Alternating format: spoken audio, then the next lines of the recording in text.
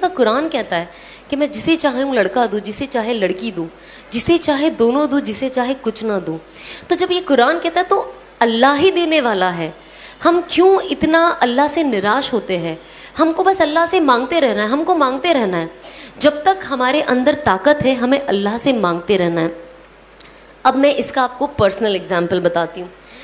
जब 2012 में मैं बिग बॉस से निकली थी और उससे पहले भी ऑफ कोर्स मैं काम करती थी, पैसा था, बट पता नहीं क्या हुआ, जो 2013 से मेरा पहला उम्रा का सफ़र अल्हम्दुलिल्लाह शुरू हुआ। अब सफ़र तो शुरू हो गया, तो जब मैं वहाँ जाऊँ ना, मैं 2000 अल्हम्दुलिल्लाह 13, 14, 15, 16, 17 5 साल अल्लाह ने मुझे अपने घर बुलाया, मेरे घर वालों के साथ बुलाया। और जब भी मैं जाऊँ, मुझे ऑनेस्टली आप यकीन करोगे कि नहीं, आई डोंट नो, बिकॉज कभी कभी कुछ बातें ऐसी होती है ना, हम कहते हैं ना कि अल्लाह ने ऐसा जादू कर दिया। अब मैं किसी को बोलूँगी तो पता नहीं वो यकीन भी करेगा कि नहीं। तो मेरे साथ में आप लोगों से वही बात शेयर करूँगी जो सुनने में ना बहुत अजीब लगती है, पर ये होता है लोगों के साथ।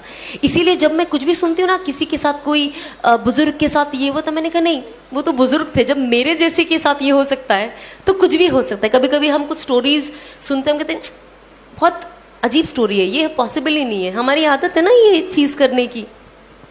तो जो मैं ऑफकोर्स काम कर रही थी, मैं थोड़ा पॉपुलर हो गई थी बिग बॉस से आने के बाद, और मूवी मिली थी सलमान के साथ, तो आई वाज लाइक वाओ ये वो। बट जब मैं उम्रा के लिए गई पहली बार, और जब ऑफकोर्स जब आप काबा देखते हो तो आपकी आंखों से वैसे ही रोना आ जाता है, वो कोई नहीं रोक सकता है, वो खुशी के आंसू है। और ऑफकोर्स गम के, वहाँ जाके इंसान को, मैं कहती हूँ, जब से उसका होश संभाला होगा तब से लेके अभी तक के सारे गुनाह याद आ जाते हैं फॉर सम रीज़न। तो जब मैंने पहली बार काबा देखा, और मुझसे पहले ही कहा गया था कि जब आप पहली बार काबा देखो ना, तो अल्लाह से खूब दुआ मांगो, खूब दुआ मांगो, और हर वो चीज़ मांगो जो आपके दिमाग में आती है। और मैंने सोचा जब मैं जाऊंगी तो मैं अल्लाह से मांगूंगी कि अब जब मैंने काबा देखा है तो लोग कहते हैं कि जो मांगो काबा पहली बार देख के दुआ कबूल होती है, दुआ तो हमेशा कबूल होती है। बहुत सारी ये रिवायतें ना मैंने अपनी लाइफ में तोड़ दी है। मैंने कहा ऐसा मनगढ़ंत कहानियाँ बंद करे, लेकिन आप तो काबा सिर्फ देखने में ही अल्लाह की कितनी, कहते 20% रहमतें उतरती है, जो ओवरऑल ये फ़ज़ाइल अमाल में है, वॉल्यूम 2 में। अभी मेरी नई तालीम हो रही है तो थोड़ी बहुत ऊपर नीचे हो जाता है, प्लीज़ माफ़ कर देना। आई एम श्योर आप लोग मुझसे बहुत ज़्यादा जानते हो, मतलब वो होता है ना, टीचर के आगे बच्चा बोल रहा है, वही बात है। तो बस आप लोग सब मेरे टीचर हो, और मैं कोशिश कर रही हूँ सीखने की और बोलने की। जब मैं बोलती हूँ तो मुझे याद हो जाता है और पक्का। और आप लोगों को हर चीज़ बताने का सिर्फ यही नज़रिया है कि वो अमल में अपने अंदर ले आऊँ, क्योंकि हमको सबको शैतान से बचना है मरते दम तक।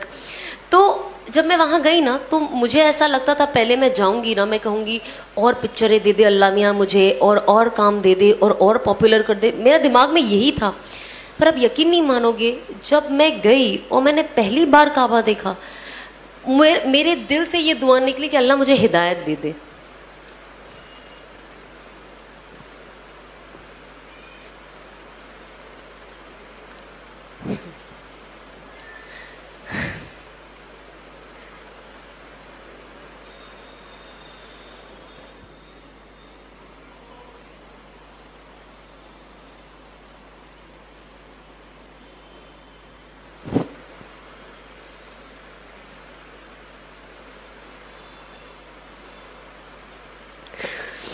ऑनेस्टली आई डोंट नो कितने लोग इस चीज़ को वैल्यू करते हैं, पर मेरे लिए ये वर्ड हिदायत मेरे लिए बहुत वैल्यू करता है, बहुत। इस चीज़ ने मेरी दुनिया और शायद मेरी आखिरत बदल दी है। और कहीं ना कहीं जो असबाबी तौर से दिखता है, मैं सोचती हूँ शायद मुझे जहन्नम की आग से बचा लिया है। तो जब ये वर्ड ही आता है ना, तो मेरा दिल बहुत भर जाता है कि अल्लाह ने कैसा कर दिया। मतलब जब हम पढ़ते हैं ना कुरान शरीफ, और उसमें लिख के आता है कि अल्लाह जिसे चाहे हिदायत दे। तो जब मैं एंड आती है ना एक और, कि I was lost and he found me and he guided मी, मैं गुमराह थी और उन्होंने मुझे सही रास्ता दिखाया। तो मैं कुरान शरीफ अभी भी जब भी पढ़ती हूँ, और जब वो आयत आती है और मैं पढ़ती हूँ ना, मेरे आँख से आंसू ऐसे टप टप गिरने लग जाते हैं, और मुझे रुकना पड़ता है कुछ वक्त, क्योंकि मैं खुद अभी तक ये डाइजेस्ट नहीं कर पाई हूँ कि अल्लाह ने ज़िंदगी मेरी कैसे बदल दी। बस अल्लाह इस्तिकामत दे और आखिरी दम तक हिदायत पे रखे और हिदायत पे मौत दे। तो मैंने अल्लाह से मांगा कि अल्लाह मुझे हिदायत दे दे और मुझे इस हराम से बचा ले और मुझे हलाल पे डाल दे। मुझे नहीं पता मैं क्या करूं। अगर मैं ये काम छोड़ूं तो मैं करूं क्या? मुझे तो कुछ आता भी नहीं है, जॉब पे तो मैं जा नहीं सकती, तो मैं क्या करूं? उसके बाद मैंने अनफॉर्चुनेटली दुनिया ऐसी है ना, ये बहुत सैड चीज़ है जो मैंने शादी के बाद भी बहुत एक्सपीरियंस किया है लोगों के ज़रिए, बट मैं अदरवाइज़ आपको एक्सपीरियंस बताऊंगी कि लोग कहते हैं, जो लोग थोड़े बेचारे गुमराह हो जाते हैं और जो थोड़े ज़्यादा हो जाते हैं मेरे जैसे, वो कहते हैं सब छोड़ दो, सब छोड़ दो, हिदायत पे आ जाओ, सही रास्ते पे आ जाओ, सही रास्ते पे आ जाओ, और ये तो फहाशी है और गैर महरमों के साथ ऐसे काम करना बेशक गलत है। बट जब इंसान सुधरना चाहता है और अपनी ज़िंदगी सही करना चाहता है तो फिर वो उनके ऊपर अपने तानों की बारिश कर देते हैं कि इंसान उल्टा पैर भाग जाए, कि भले मैं सीधा हो जाऊं लेकिन मुझे लोगों को नहीं बताना है कि यार मैंने अल्लाह ने मुझे हिदायत की तौफीक दी, क्योंकि लोग मेरा मजाक बना रहे हैं और शायद इनकी वजह से ऐसा ना हो कि मैं वापस जहाँ से आई मैं वहाँ चली जाऊँ।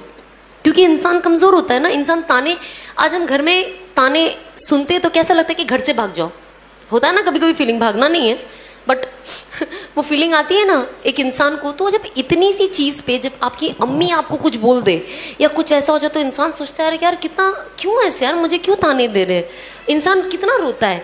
तो आप सोचो जो इंसान चेंज होकर आता है, जब उसके लिए ये सब बोला जाता है तो वो चीज़ लेना, एक्सेप्ट करना बहुत मुश्किल हो जाता है।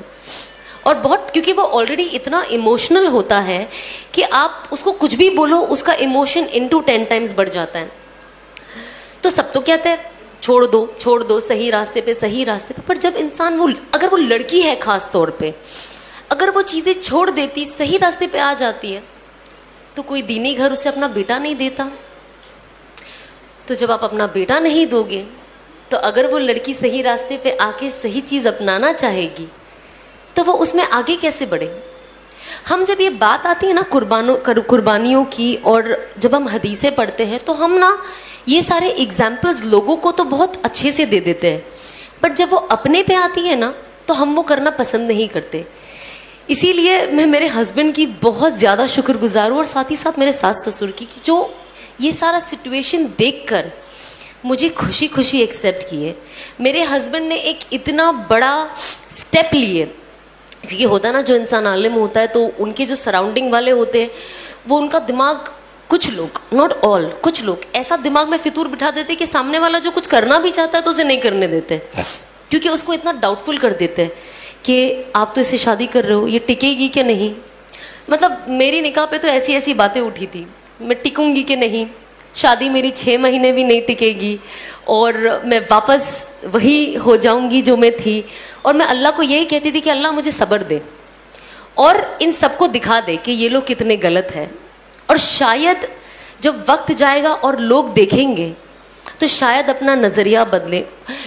मुझे जो चीज़ से मैं गुजर रही हूँ अभी, और जो तकलीफ़ चीज़ें सुनकर मुझे हो रही है, लेकिन मेरे कुछ चीज़ को लोगों तक ऐसे पहुँचा कि मेरे बाद आने वाली लड़कियों के लिए आसानी कर दे, ताकि मेरे जैसी जो और लड़कियां हैं वो अपनी ज़िंदगी का रुख बदले। और अनस को देखकर जो लड़के हैं वो ये करने के लिए आगे बढ़े कि हमें लाया गया, हमें बातों के लिए तो ना लाया गया है। मैं तो यहाँ बैठ के बड़ी बड़ी बातें कर सकती हूँ, बड़ी बड़ी बातें कर सकती हूँ, लेकिन अगर मैं वो अमल नहीं करती हूँ तो कोई पॉइंट ही नहीं है। और अल्लाह कहता है ना कि जब आप दाई बनो और जब आप लोगों को कुछ बोलो, अगर मैं आज आपको बोलूँगी ना कि आपको 2 रकात नफिल पढ़नी है तो मुझे 4 रकात तो एटलीस्ट पढ़ने वाली होना चाहिए, तब अल्लाह मेरी बातों में वो वज़न देंगे और वो जोर देंगे जो आप लोगों के दिल में जाके उतरेगी। वरना सिर्फ बातें यहाँ से सीधा वो डोर के बाहर हवा में निकल जानी है। फिर अल्लाह कहेंगे जब ये खुद ही कुछ नहीं करती है तो आपके दिलों में लाना मुश्किल है ना। तो ये बहुत ज़रूरी है कि हम किस चीज के बारे में क्या सोचते हैं। हमें सोच के साथ, हमें कहते हैं ना, हम प्रीच करने वाले नहीं बने सिर्फ, you practice what you preach. आप जो बोलते हैं आप खुद प्रैक्टिस करें। तो मैं ऑफ कोर्स बातें करने से पहले मैंने प्रैक्टिस करना शुरू किया, और जितनी चीज मैं अभी प्रैक्टिस करती हूँ मैं वो चीज बातें करती हूँ, और जो चीज मैंने नई नई अमल में लाई है मैं वो भी कोशिश करती हूँ कि मैं शेयर करूँ, ताकि साथ ही साथ जिन किसी को एक्चुअली पता, आप यकीन नहीं मानोगे, जैसे मुझे मेरे शौहर एक कोई बता देते कि आप ये पढ़ो, ये पढ़ने के बाद ये ज़्यादा ज़रूरी है और इससे फलाना फलाना फ़ायदा है। पता है मेरी सबसे पहली फीलिंग क्या होती है? मैं जल्दी से इंस्टाग्राम पे डाल दूँ ताकि सब पढ़ ले और सबको ये फ़ायदा हो जाए। आज अल्लाह ने ऐसा किया है कि ये फीलिंग सबसे पहली फीलिंग है जो मेरे दिल में आती है कि लोगों का फ़ायदा हो, लोगों का फ़ायदा हो। जैसे इन्होंने कहा, कुरान में लिखा है उखरिजत लिन्नास, कि हमें बनाया गया है एक दूसरे की बेहतरी के लिए। अल्लाह कहता है कि आप जाए और लोगों को बताएं कि मुझे क्या पसंद है, और लोगों को जाकर ये भी बताएं कि मुझे क्या नहीं पसंद है। और जो मेरी सुन्नतों को फॉलो करेगा और हुज़ूर पाक सल्लल्लाहु अलैहि वसल्लम की सुन्नतों को फॉलो करेगा, वो बिल्कुल कामयाबी के रास्ते पे है। तो यही तो कुरान हमें कहता है एकदम खुले अल्फाज में। इसमें रीड बिटवीन द लाइन कुछ नहीं है कि अब आप इसके कितने मतलब निकालोगे, इसका कोई मतलब नहीं है। कट एकदम स्ट्रेट पॉइंट टू पॉइंट लिखा हुआ है। इसमें हमें कोई आगे पीछे की कोई दलाइल नहीं है, एकदम स्ट्रेट है। अगर ये कोई नहीं समझे तो वो बेवकूफ़ी होगा।